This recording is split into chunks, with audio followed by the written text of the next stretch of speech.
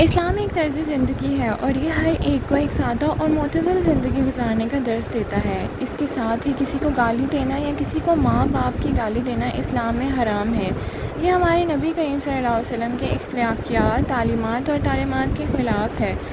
السلام علیکم ناظرین، آج کی اس ویڈیو میں ہم احادیث مبارکہ کا مطالعہ کریں گے جن میں مخلوق کے ساتھ بدسلوکی سے منع کرتی ہیں۔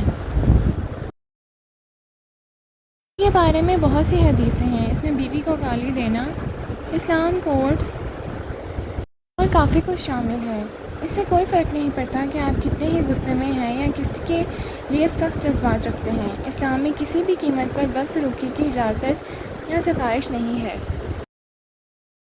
گالی دینے کے بارے میں حدیثوں کی فہرست عربی متن میں اردو اور انگریزی ترجمے کے ساتھ دستیاب ہے۔ صحیح بخاری، صحیح مسلم، جامعہ ترمذی، سنن ابو داؤد، سنن نسائی اور سنن ابن ماجہ سمیت 6 مستند کتابوں سے گالی دینے کے بارے میں احادیثیں اس ویڈیو میں بیان کی جائیں گی۔ حدیث سنن ابو داؤد میں ہے، حدیث نمبر 4362۔ علی رضی اللہ عنہ کہتے ہیں کہ ایک یہودی عورت نبی کریم صلی اللہ علیہ وسلم کو گالیاں دیتی اور آپ کی ہجوم کیا کرتی تھی، تو ایک شخص نے اس کو گلا گھونٹ دیا یہاں تک کہ وہ مر گئی، تو رسول اللہ صلی اللہ علیہ وسلم نے اس کا خون باطل ٹھہرایا۔ صحیح مسلم حدیث نمبر 6153۔ یعقوب کے والد ابراہیم نے ابن شہاب سے، انہوں نے ابو سلمہ بن عبدالرحمن اور عبدالرحمن ارد سے، انہوں نے حضرت ابو ہریرہ رضی اللہ عنہ سے روایت کی، کہا دو آدمیوں کا تکرار ہو گئی، ایک یہودی میں سے تھا اور ایک مسلمانوں میں سے تھا۔ مسلمان نے کہا، اس ذات کی قسم جس نے رسول صلی اللہ علیہ وسلم کو تمام جہانوں پر فضیلت دی۔ یہودی نے کہا، اس ذات کی قسم جس نے موسیٰ علیہ السلام کو تمام جہانوں پر فضیلت دی۔ تو اس پر مسلمان نے اپنا ہاتھ اٹھایا اور یہودی کو منہ پر تھپڑ مار دیا۔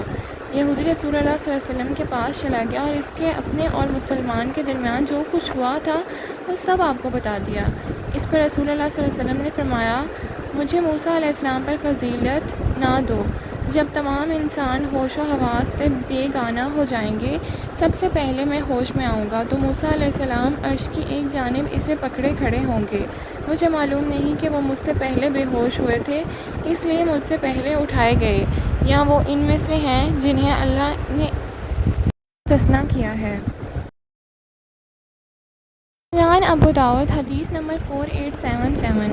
ابو ہریرہ رضی اللہ عنہ کہتے ہیں کہ رسول اللہ صلی اللہ علیہ وسلم نے فرمایا، بڑے گناہوں میں سب سے بڑا گناہ ہے کہ آدمی ناحق کسی مسلمان کی بے عزتی میں زبان دراز کرے، اور یہ بھی کبیرہ گناہوں میں سے ہے کہ ایک گالی کے بدلے 2 گالیاں دی جائیں۔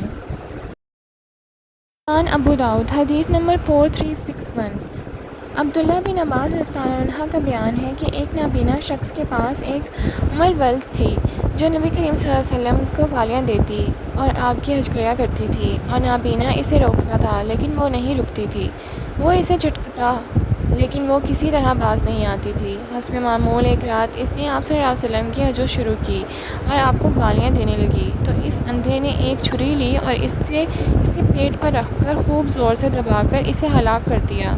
اس کے دونوں پاؤں کے درمیان اس کے پیٹ سے ایک بچہ گرا جس نے اس جگہ کو جہاں وہ تھی خون سے لت پت کر دیا۔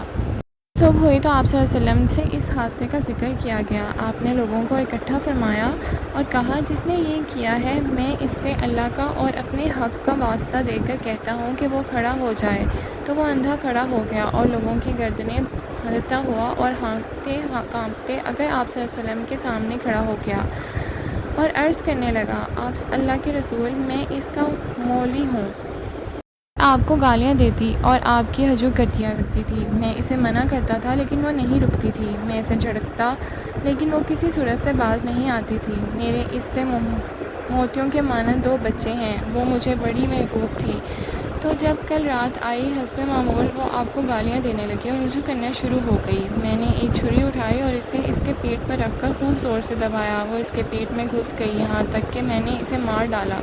رسول اللہ صلی اللہ علیہ وسلم نے فرمایا، لوگو سنو، تم گواہ رہنا کہ اس کا خون لہو ہے۔ سنن ابو داؤد 4650۔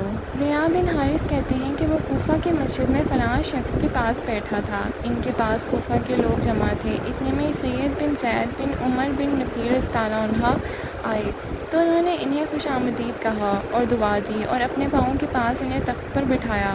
پھر اہل کوفہ میں سے قیس بن علقمہ نامی ایک شخص آیا تو انہوں نے اس کا استقبال کیا، لیکن اس نے برا بھلا کہا اور سب وشم کیا۔ سید بولے، یہ شخص کسے برا بھلا کہہ رہا ہے؟ انہوں نے کہا، علی رضی اللہ عنہ کو کہہ رہا ہے۔ وہ بولے، کیا میں دیکھ نہیں رہا ہوں کہ رسول اللہ صلی اللہ علیہ وسلم کے اصحاب کو تمہارے پاس برا بھلا کہا جا رہا ہے، لیکن تم نہ منع کرتے ہو اور نہ اسے روکتے ہو۔ میں نے رسول اللہ صلی اللہ علیہ وسلم کو فرماتے سنا ہے، اور مجھے کیا پڑی ہے کہ میں رسول اللہ صلی اللہ علیہ وسلم کی طرف سے ایسی بات کہوں جو آپ نے نہ فرمائی ہو، کہ کل جب میں آپ سے ملوں تو آپ مجھ سے اس کے بارے میں سوال کریں۔ ابو بکر جنتی ہیں، عمر جنتی ہیں۔ پھر اوپر جیسی حدیث بیان فرمایا۔ پھر ان صحابہ میں سے کسی کا رسول اللہ صلی اللہ علیہ وسلم کے ساتھ کسی جنگ میں شرکت جس میں اس کا چہرہ غبار آلود ہو جائے، یہ زیادہ بہتر ہے کہ اس سے کہ تم میں کوئی شخص اپنی عمر بھر عمل کرے اگرچہ اس کی عمر ہو۔ پاک ہم سب کو اس کی توفیق عطا فرمائے کہ ہم گالی گلوچ سے پرہیز کریں اور آپ صلی اللہ علیہ وسلم کے طریقہ کار پہ چلیں۔ آمین۔